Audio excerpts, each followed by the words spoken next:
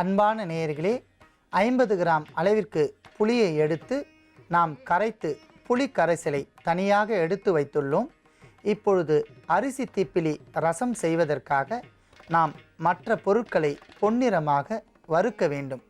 அதற்காக முதலில் வாணலில் 10 கிராம் அளவிற்கு அரிசி திப்பிலியை வறுக்க வேண்டும்.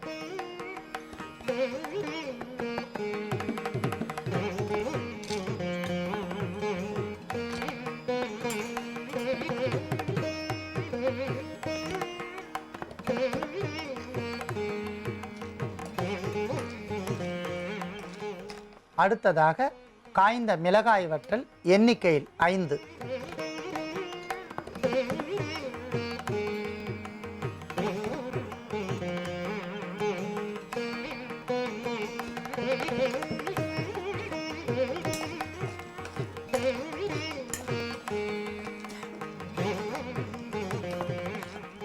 அன்பான நேயர்களே, அடுத்ததாக சீரகம் அரை தேக்கரண்டி,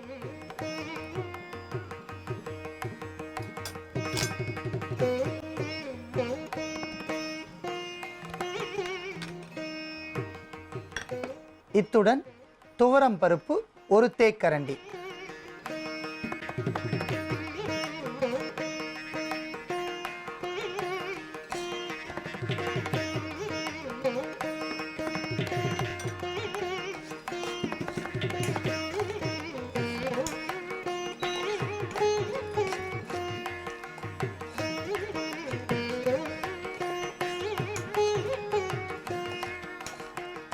அன்பான நேயர்களே, பொன்னிறமாக வறுத்த அத்தனை பொருட்களையும் நாம் எடுத்துக்கொள்ளலாம்.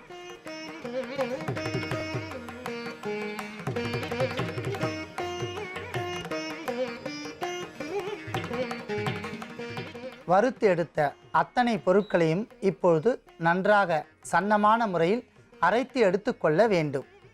அன்பான நேயர்களே, அத்தனை பொருட்களையும் நாம் வறுத்து தனியாக அரைத்து எடுத்து வைத்துள்ளோம்.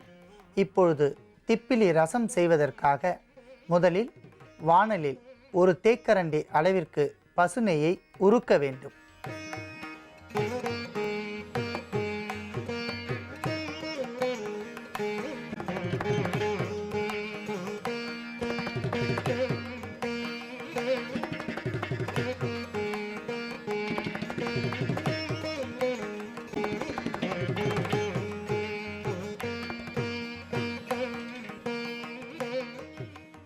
தேவையான அளவிற்கு கடுகு சேர்த்து பொரிக்க வேண்டும்.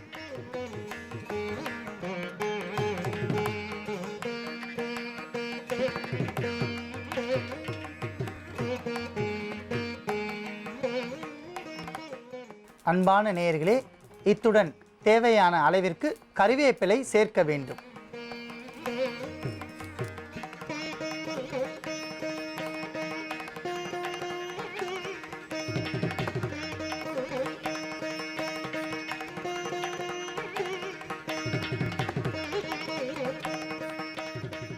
அன்பான நேயர்களே, கடுகும் மற்றும் கறிவேப்பிலையும் சேர்த்து நன்றாக பொரிந்துவிட்டது.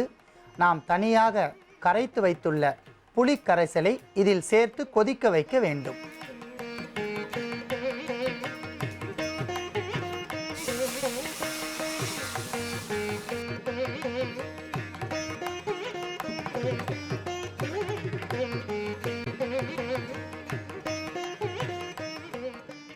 அன்பான நேயர்களே, நன்றாக கொதித்து கொண்டிருக்கின்ற புளி கரைசலில் நாம் அரைத்து வைத்த திப்பிலியுடன் அத்தனை பொருட்களையும் சேர்த்து அரைத்து வைத்த பொடியை 1 தேக்கரண்டி அளவிற்கு சேர்க்கவும்.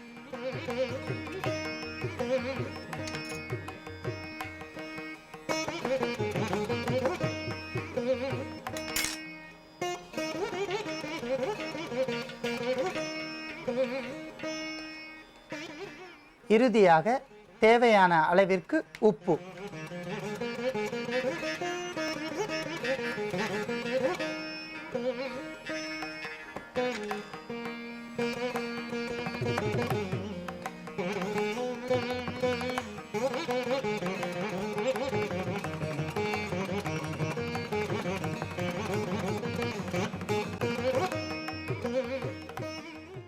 அன்பான நேயர்களே, திப்பிலி ரசம் தேவையான அளவிற்கு பதத்தில் கொதித்து விட்டது. அதை நாம் எடுத்துக்கொள்ளலாம்.